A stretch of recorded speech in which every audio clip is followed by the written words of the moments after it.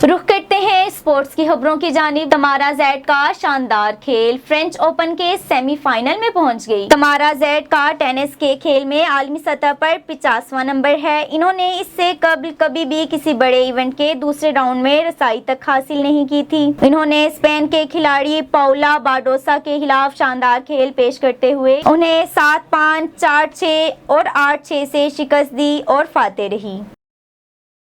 Pakistan cricket शायकीन के लिए बुरी खबर सामने आ गई। वफाकी काबीना के इजलास के बाद मीडिया को ब्रीफिंग देते हुए वफाकी वजीर इत्तलात और नशरियात फवाद चौधरी ने कहा कि मुस्तकबिल की क्रिकेट सीरीज के लिए मुश्किलात पेश हैं। पीटीवी के स्टार और एशिया से क्रिकेट का कॉन्ट्रैक्ट मांगा है। पीटीवी की भारतीय कंपनी के मुआहिदे की दरख्वास्त को मंजूर नहीं किया गया है। हम किसी भी भारतीय कंपनी के साथ मुआहिदा नहीं कर सकते।